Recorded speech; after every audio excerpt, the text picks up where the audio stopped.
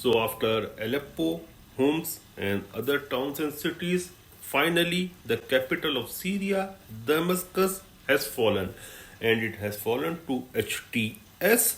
HTS is considered actually by United Nations and even by United States of America, who is the biggest ally right now, as a terrorist organization, and they have also kept a heavy award on its leadership. But well, right now those guys are controlling Damascus, so you can say that almost 50 years of Assad's regime, his Bashar al-Assad, as well as his father Hafiz al-Assad's regime has fallen. And one should be very fair in saying that this is the moment like the fall of Saigon or the fall of Kabul of Russians, the recent fall of Kabul. So it's a big setback actually for Moscow as well as for Tehran, but bigger for Moscow because it's a greater power and a global power. So all these things has happened, and it looks like the Syrian army was very weak. It is the same situation, it looks like the same situation what we have seen in Afghanistan when Taliban forces started striking Kabul. There was actually no fighting by the Afghan forces, and the same situation we are seeing in Syria. And this might be due to a number of reasons. Number one, the morals are low. Number two, they are not having finances. The salaries might have not been paid properly, or the leadership issue that Bashar al-Assad's leadership was not in connect by with its own people, and we did not saw the great support coming from Moscow or from Tehran, because both of these parties, they are already stretched in their own wars, one in Ukraine and another one with the by supporting lots of its allies, number of its allies vis-a-vis Israel, and Israel was also attacking. Turkish support is also there to HTS, and American support to Kurds and HTS as well. So the combination of all these has led to the fall of Bashar government, and we also saw in Qatar their negotiations between Turks, Iranians, and Russians. Now, at this junction, well, we don't know what they talked about, but we can imagine that they might have talked about the change of power and the immunity or the protection to various people in Damascus and other places who were the part and parcel of Bashar al-Assad's regime, who were the part and parcel of Iranian regime and the Russian regime as well. And we have also seen some changes in these, I will say, terrorists, HTS, because HTS is what? It is Al Qaeda. HTS is what? It's the new name for ISIS. So the cover, the envelope has changed, but what's inside the envelope? We can know and we can understand. Now they are guaranteeing people security, minority security, and there are right now no scenes of looting and all those things.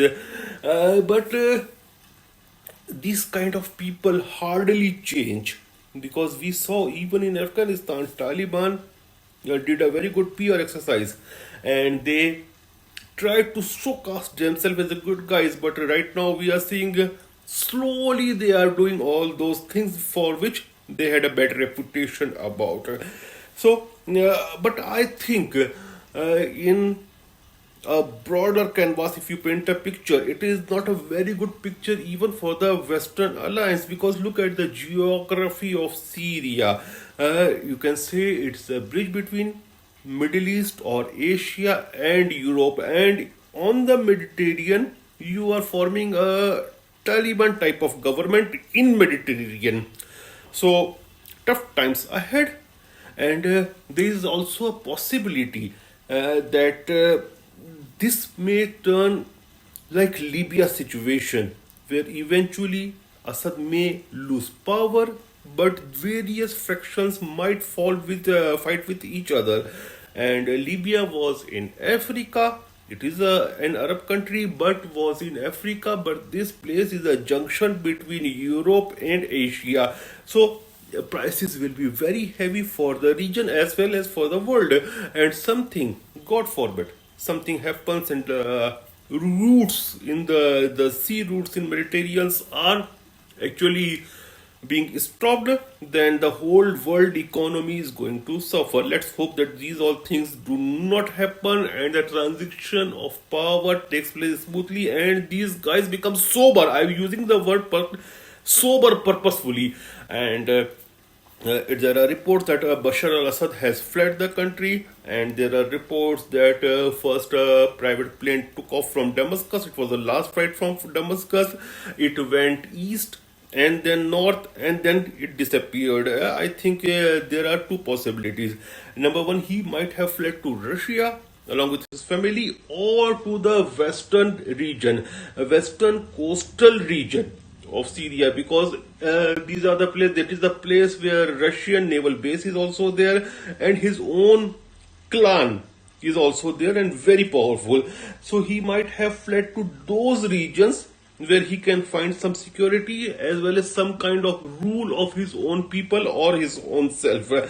Might be there, and there is also a possibility that Syria might be divided in 4 or 5 pieces, one of Kurds, another by HTS people, one ruled by Bashar al-Assad's clan in the western coastal region, where there are also bases of Russians and other small pieces as well.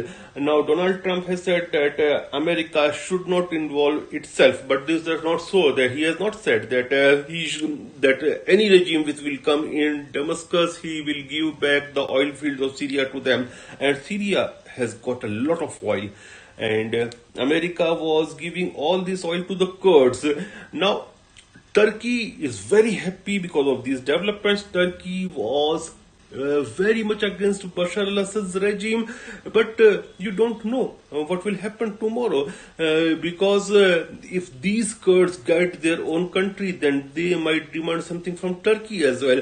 So it may lead to a bigger chaotic situation. Well, we can just pray and watch the situation. I will come back with my analysis.